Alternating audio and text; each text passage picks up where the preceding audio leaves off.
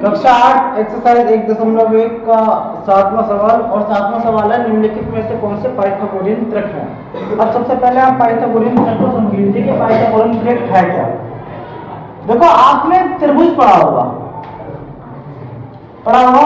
इसमें आपने पाइथागोरस त्रिभुज पढ़ा होगा यानी कि ए बी सी, ठीक है। अगर हम इसके यहाँ पर ये 90 डिग्री का कोण है तो इसके सामने क्या होता है, ये कर्ण और ये लंब और ये क्या होगा, आधार होता है।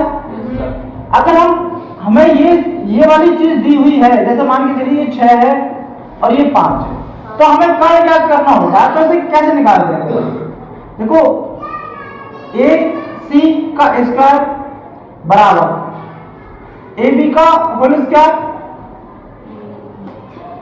और प्लस बी सी का होल स्क्वायर, यानी कि कुल मिला के यह है कि कर्ण का स्क्वायर बराबर लंब का स्क्वायर और प्लस आधार का स्क्वायर, तभी तो निकाल सकते हम, ऐसे तो नहीं निकल सकता। ये एक पाइथागोरस प्रमेय है। अब ऐसे ही इससे मिलती जुलती है, यह है पाइथागोरस त्रिक। त्रिक का मतलब ये कि जो संख्या पाइथागोरस प्रमेय में मतलब एकदम त्रिक बना दे।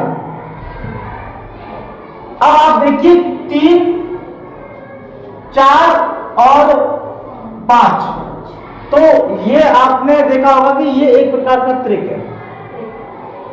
अब देखिए कैसे, अगर मैं इसके लिए बेटा 3 ले लूं और इसके लिए कितना ले लूं 4, ठीक है। अब देखिए ये 5 निकल के आना चाहिए तो त्रिक है, और ये 5 निकल के नहीं आया तो त्रिक नहीं है। अब देखो यहां पर कर्ण स्क्वायर, ठीक है, क्योंकि कर्ण हमारे पास कुछ नहीं है, हमें ज्ञात करना है, ठीक है। आधार कितना लिया था हमने 3 और प्लस लंब कितना लिया 4। इनका वर्ग करोगे 3 तिया 9 और 4 चौक 16, कितना हो गया बेटा 25।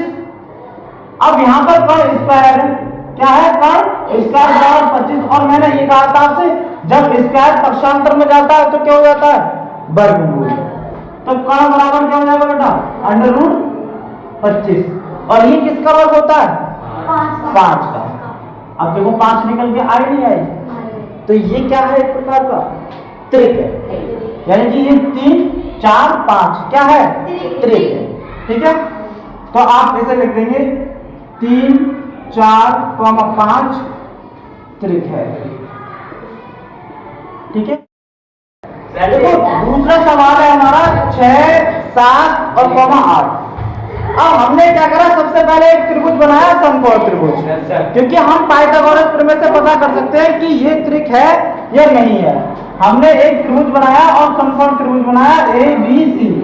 हमने एक भुजा इसकी जो 6 छोटी वाली भुजा आधार मान ली और 7 मान लिए लंब, ठीक है। पाइथागोरस प्रमेय का सूत्र लगाया, कर्ण स्क्वायर बराबर लंब स्क्वायर प्लस आधार स्क्वायर। कर्ण हमारा है AC, कर्ण क्या है A और C, तो AC का वर्ग कर दिया बराबर BC, B और C, BC क्या है लंब का स्क्वायर, ठीक है, यानी BC स्क्वायर प्लस आधार क्या है हमारा AB स्क्वायर, तो AB स्क्वायर कर दिया, ठीक है। अब इसके बाद इसकी वैल्यू रख देनी है। AC हमें पता नहीं है, ज्ञात नहीं है, ज्ञात करना है, ठीक है। तो हमने AC को ऐसे लिखा रख दिया, AC स्क्वायर बराबर हमारा BC कितना दे रखा था B और C, BC दे रखा है 7, तो 7 का कर दिया वर्ग, फिर प्लस लगाया और फिर आधार AB, आधार कितना है AB का कर दिया हमने वर्ग, यानी कि 6 का वर्ग। जब 7 का हम वर्ग खोलेंगे तो 7 सत्ते 49 और प्लस जब 6 का वर्ग खोलेंगे तो 6 6 36। जब हम इनका जोड़ करेंगे, योग करेंगे तो हमारे पास प्राप्त होगा 85, ठीक है। अब AC स्क्वायर का जब हम पक्षांतर करेंगे तो ये यहाँ पर स्क्वायर में है, इधर वर्गमूल में चला जाएगा तो अंडर रूट कितना हो जाएगा 85। अंडर रूट 85 अगर ये लगा तो किसी का एक वर्गमूल नहीं है, ठीक है, वर्ग नहीं है, तो हम क्या करेंगे कि इसका अगर देखा जाए तो एक्यूरेट वैल्यू कितनी आनी चाहिए, टोटल 64 आना चाहिए, तब 8 का वर्ग निकलता। तो इसका मतलब यह है कि ये एक त्रिक नहीं है, तो आप यहाँ पर लिख देंगे 6, 7, 8 यह एक त्रिक नहीं है, ठीक है। सभी सवाल ऐसे आप जांच कर सकते हैं कि कौन सा त्रिक है और कौन सा नहीं है। इसमें 3, 4, 5 त्रिक था और ये त्रिक नहीं है। ठीक है, अगला सवाल भी ऐसे ही होगा, इसमें से एक भुजा आप आधार मान लें और दूसरी भुजा लंब मान लें। ठीक है, तो इनका जो तीसरा जो वर्ग आएगा, वर्गमूल आएगा, वो सहज दिशा में चाहिए।